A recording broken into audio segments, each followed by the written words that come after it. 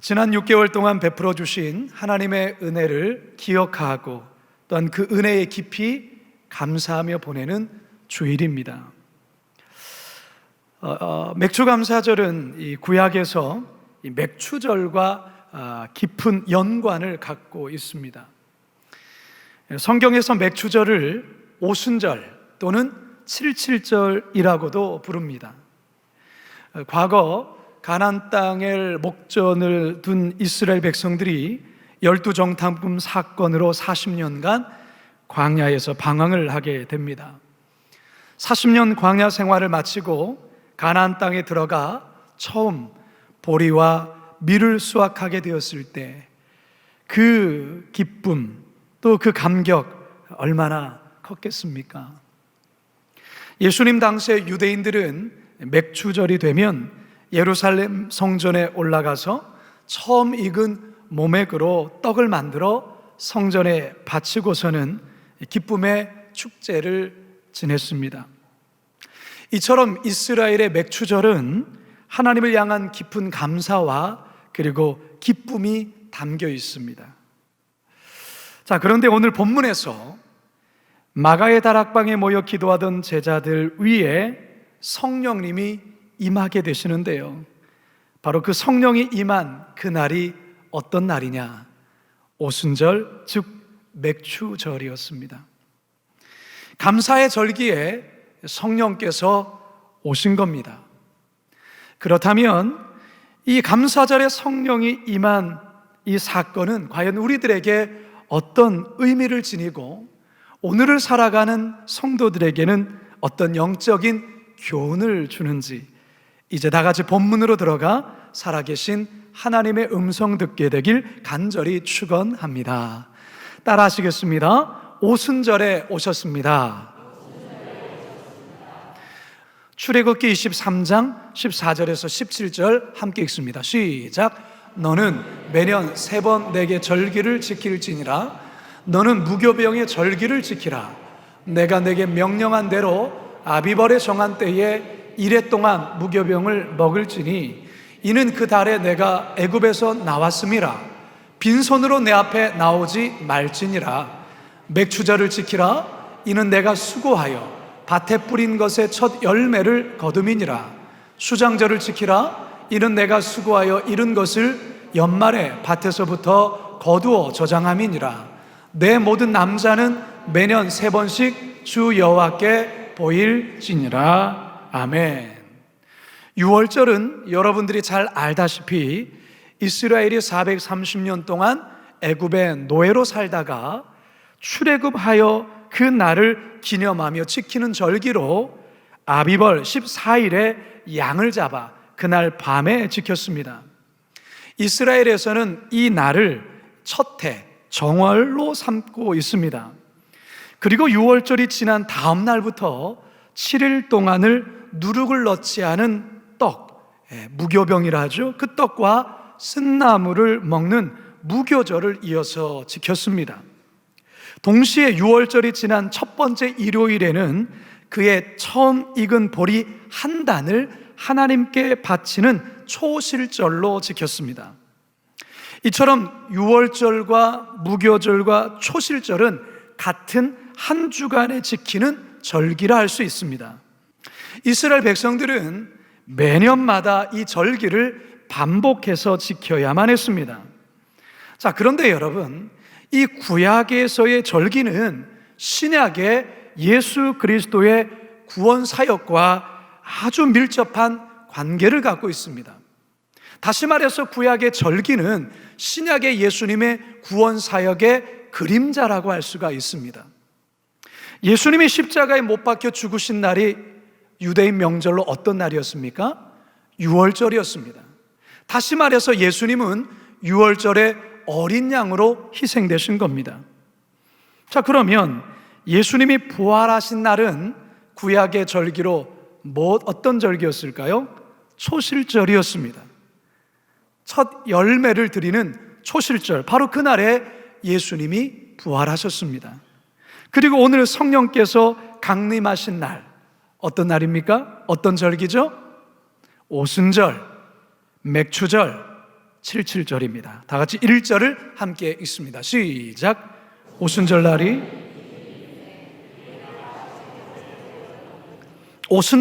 이미 이르매. 여기서 우리가 주목해야 될 사실이 있습니다. 앞에서 말씀드렸던 이 구약의 3대 절기 모두는 무엇과 사실 연관이 되어 있냐면 감사와 연관이 되어 있습니다. 유월절은 애굽의 종살이에서 해방케 하신 하나님께 감사하며 감격하며 지키는 절기입니다.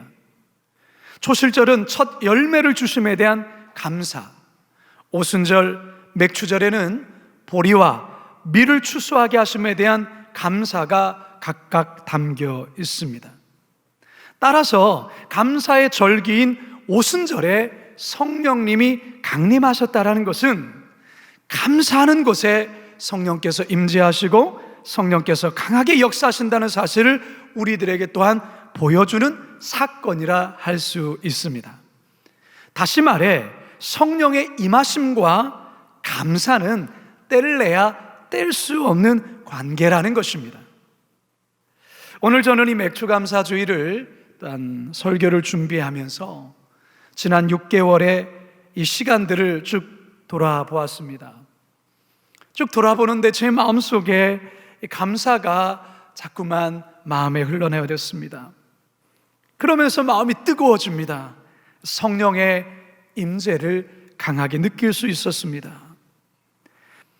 물론 시행착오도 많았습니다.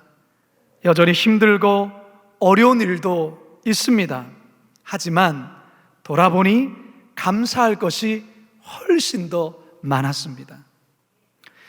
성도 여러분, 여러분들도 한번 돌이켜 보십시오. 여러분도 이 시간 한번 생각해 보십시오. 물론 우리는 지금 여전히 코로나의 어려운 시간들을 지나고 있습니다. 여전히 힘겨운 상황 속에 있는 성도들 있을 것입니다. 그러나 여러분, 힘겨운 것으로만 집중하지 마시고 지금 내가 오늘도 이 자리에 나와서 하나님께 예배드리는 이 순간, 또 이 자체가 우리는 하나님께 감사해야 될 제목인 줄로 믿습니다. 돌아보면, 생각해보면 감사할 것 너무나도 많습니다. 감사할 이유를 또한 찾으셔야 됩니다. 왜 그렇습니까? 감사하는 심령 속에 하나님이 역사하시기 때문에 그렇습니다. 성령께서 역사하시기 때문에 그렇습니다. 성도 여러분, 감사의 절기인 오순절에 성령이 임하신 사건은 결코 우연히 이루어진 사건이 아닙니다. 이것은 하나님의 필연적 사건입니다. 바라기는 맥추감사절을 통해 우리 모두가 더 많은 감사의 이유를 발견하시고 또한 더 많은 감사의 고백을 통해 성령 충만한 성도들 다 되시길 주님의 이름으로 축원합니다. 두 번째 한번 따라 하시겠습니다. 특별한 모습으로 오셨습니다. 2000년 전 예루살렘은요, 평소에도 사람들로 많이 붐비는 곳이지만 절기가 되면 발 디딜 틈이 없을 정도로 사람들로 가득 찼습니다. 세계 각국에 흩어졌던 디아스포라 유대인들이 예루살렘을 순례하며 찾아왔고요, 그리고 유대 내에 사는 순례객들도 많이 모였습니다. 또한 이들을 대상으로 장사하려는 사람들도 예루살렘에 많이 몰려왔죠. 로마에서는 혹시나 명절 때에 밀란이 일어나지 않을까 하여 많은 병사들을 예루살렘 가까이에 주둔시켜 놨습니다. 그렇기 때문에 명절 때의 예루살렘엔 수십만에서 많게는 수백만의 사람들이 넘쳐났던 것입니다. 자, 여러분, 이처럼 엄청난 사람들이 예루살렘에 모여 있는데 그 예루살렘 한 구석, 즉 마가의 다락방에는 120명의 그야말로 소수의 사람들이 모여 있습니다. 수십만, 수백만 가까운 예루살렘에 모인 사람들에 비해 마가의 다락방에 모여 있는 수는 너무나도 빈약하고 너무나도 작습니다. 하지만 이 120명의 소수의 사람들은 이제 곧 세상을 뒤집어 놓는, 세상을 바꾸어 놓는 주역이 될 것입니다. 어떻게 이게 가능합니까? 성령의 오심으로 말미암아 가능합니다. 성령이 마가의 다락방에 모여있는 이 사람들 위해 아주 특별하고도 아주 신비로운 모습으로 찾아오셨습니다. 2절과 3절을 함께 읽겠습니다. 시작. 호련히 하늘로부터 급하고 강한 바람 같은 소리가 있어 그들이 앉은 온 집에 가득하며 마치 불의 엿처럼 갈라지는 것들이 그들에게 보여 각 사람 위에 하나씩 임하여 있더니, 성령께서 오셨는데 급하고 강한 바람 같은 소리가 들렸다라고 하고 있습니다. 뿐만 아니라 불의 엿처럼 갈라지는 모습이 120명의 각 사람들 위해 임하는 것이 제자들에게 보였습니다. 사도행전을 기록한 저자 누가는 여기서 성령을 표현할 때에 바람이다, 성령은 불이다 라고 단정지어 표현하지 아니하고 바람 같다, 불의 혀 같다라는 표현을 하고 있습니다. 우리는 이 표현에 주목해 볼 필요가 있습니다. 예수님이 세례 요한에게 세례를 받으실 때 성령님은 비둘기의 형상으로 예수님께 임하셨습니다. 여러분, 성령님의 임하심의 모양과 형태는 이처럼 아주 다양하고 아주 다를 수가 있다는 것입니다. 그런데 공통된 것이 하나가 있습니다. 성령의 임하심의 모양과 형태는 다르지만 성령을 경험한 사람들 모두는 성령으로 충만해진다는 사실입니다. 할렐루야. 따라서 여러분, 우리에게 한 가지 조심해야 될 것이 있습니다. 내가 체험한 성령을 절대화해서는 안 된다는 것입니다. 성령은 각 사람마다 다양한 모양과 형태로 다르게 임하실 뿐만 아니라 어제 우리가 경험한 성령님, 오늘은 또 다른 성령님을 만날 수 있기 때문에 그렇습니다. 성령님은 아주 다양하시고 스페셜하기 때문에 오늘도 새로운 모습으로 우리들에게 임하시기를 원하십니다. 그 성령 하나님의 임하심을 기대하고 사모하셔야 합니다. 보통 순복음 교회와 같은 오순절 교단에서는 성령 하면 어떤 뜨거운 불, 어떤 열정적인 성령을 이해합니다. 성령의 은사, 방언, 병고침, 입신 등과 같은 이런 용어들을 자주 사용하죠. 보이는 가시적인 성령의 현상에 대해서 집중하는 경향들이 있습니다. 그러나 보수적이고 전통적인 장로교는 이와는 분위기가 많이 다릅니다.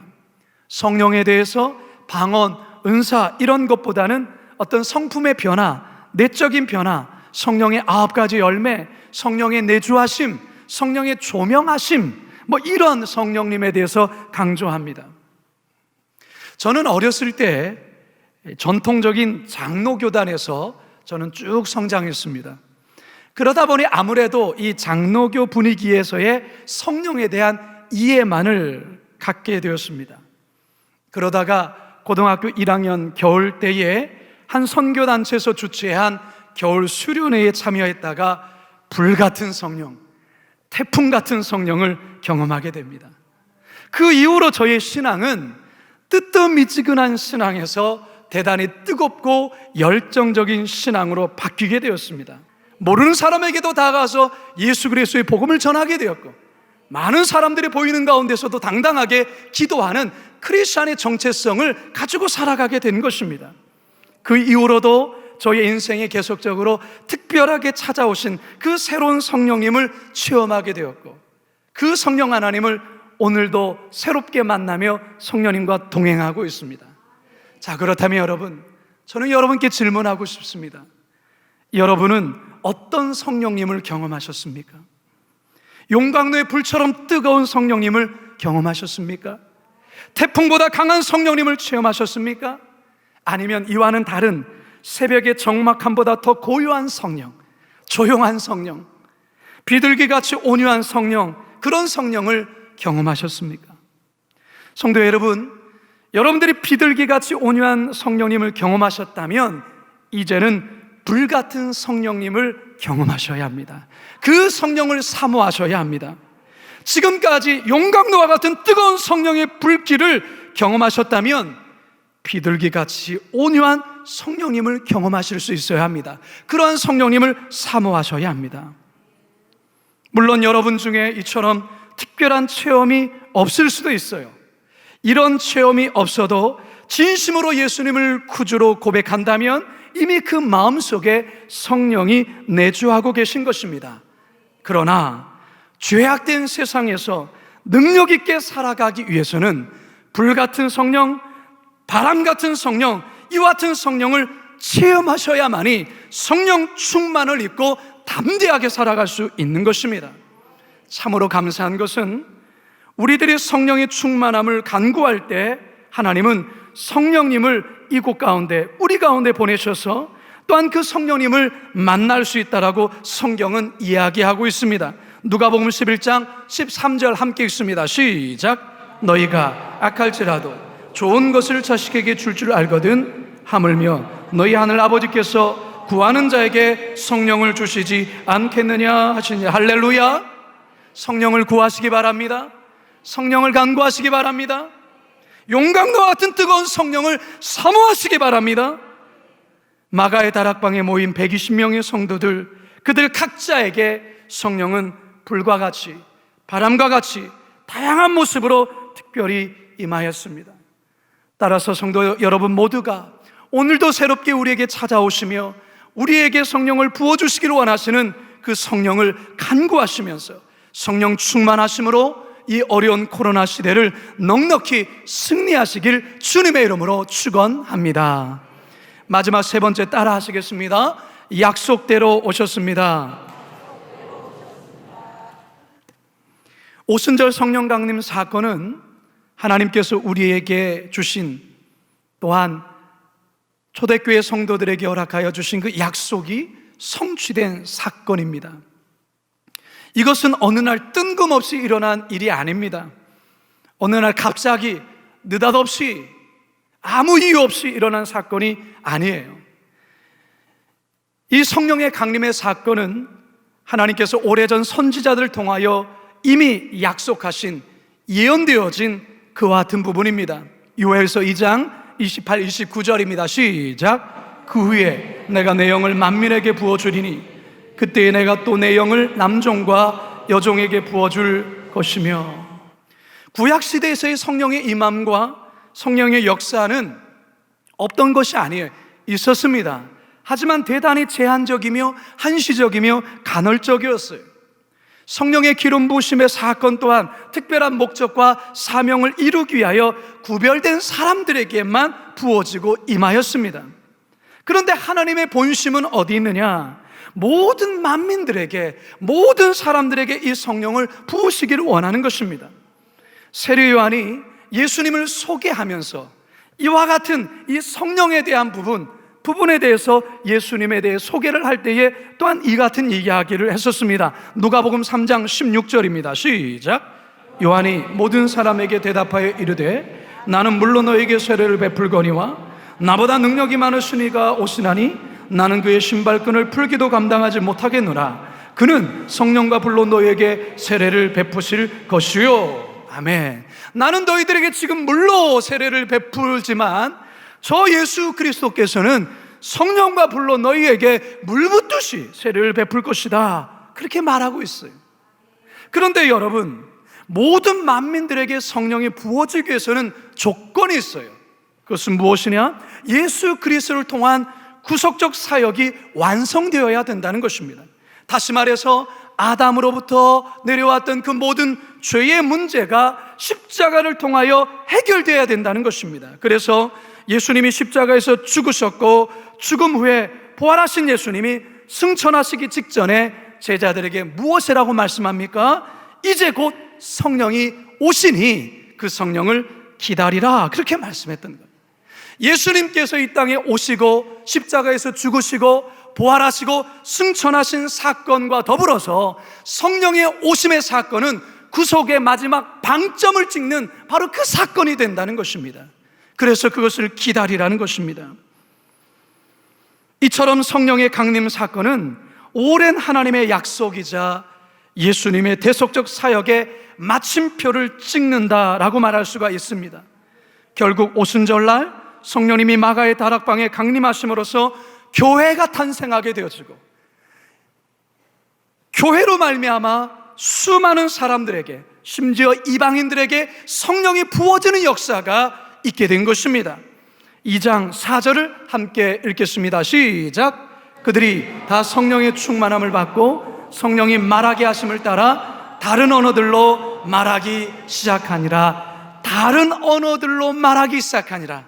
우리가 다음 주에 이제 확인하겠지만 이 예루살렘에 몰려온 디아스포라 유대인, 세계 각국에 흩어져 있는 그 디아스포라 유대인들이 바로 이 성령 강림 사건을 목격하고 그들이 회개하여 그들도 성령을 받은 이후에 그들을 통하여 온 세계 열방에 복음이 전해지고 그 복음이 전해진 그곳에 이방인들에게 성령이 부어지는 사건이 앞으로 진행이 되어진다는 것입니다. 사랑하는 성도 여러분, 하나님은 어떤 하나님이십니까? 하나님은 약속의 하나님이십니다. 그 약속을 반드시 이루시는 분이십니다. 특별히 성령을 공동체에 부어주시겠다고 약속하셨는데 그 약속을 결국 오늘 오순절, 오늘 본문을 통하여서 이루시고야 만 것입니다. 성령을 경험한 이 120명의 이 작은 소수의 사람들, 이제 더 이상 죽음을 두려워하지 않습니다. 사람을 두려워하지 않아요. 세상을 복음으로 뒤집어 놓는 아주 무서운 그와 같은 사람들로 변하게 되지요. 더 이상 나약한 사람이 아닙니다. 능력 있는 그리스도인이 되어진 것입니다. 무엇이 이들을 이렇게 바꾸어 놓았다고요? 성령이 임하심으로. 성령이 임하심으로. 오늘날 한국 교회에, 그리고 우리 교회에 이 강력한 성령의 임재가 필요합니다. 불같은 성령, 바람 같은 성령의 역사 필요합니다. 사랑하는 성도 여러분, 여러분들도 다 보고 알다시피 지금 한국 교회는 많은 어려움과 위기에 처해 있어요. 코로나로 인해서, 코로나의 장기화로 인하여서 성도들의 신앙이 점점 나약해지고 있어요. 나태해지고 편리 위주의 신앙으로 점점 바뀌어가고 있어요. 주일학교도 급속도로 감속하고 있고 중고등부가 없는 교회, 아동부가 없는 교회들이 심각할 정도로 많아지고 있어요. 이에 반해서 이단들의 교세는 결코 줄지 않고 계속해서 확장되고 있어요. 사회에서는 온갖 음란한 사건, 동성애, 낙태와 자살 같은 사건들이 멈추지 않고 있습니다. 지금 이 시대에 필요한 것이 무엇입니까? 그것은 바로 성령님의 강력한 임재입니다. 요엘 선지자가 이야기했던 말세에 임하는 충만한 성령의 역사가 우리의 시대, 우리의 세대, 우리의 교회 가운데 부어져야 하는 것입니다. 특별히 맥주감사주일인 이 아침, 우리들 안에 2000년 전 마가의 다락방에 임하신 그 성령의 임하심이 오늘 우리 모두에게 필요합니다. 사랑하는 성도 여러분, 우리 주님 구하면 주시겠다고 약속하십니다. 그 약속을 믿고 이 시간 기도하며 간구하며 나갈 때에 성령께서 우리 가운데 임하여 주실 줄로 믿습니다. 이제 저는 말씀을 마치려 합니다. 사랑하는 성도 여러분, 오순절날 마가의 다락방에 성령이 임한 이 사건은 우연적인 사건이 아닙니다. 하나님이 오래전부터 계획하시고 약속하신 그 말씀의 성취입니다. 성령의 강림으로 말미암아 이제 초대교회가 탄생하게 되었고 교회 시대가 열리게 된 것입니다. 이 역사적인 일이 감사절인 맥추절에 있게 되었습니다. 성도 여러분, 오늘 우리는 맥추감사주일을 보내고 있습니다. 참 신기하죠?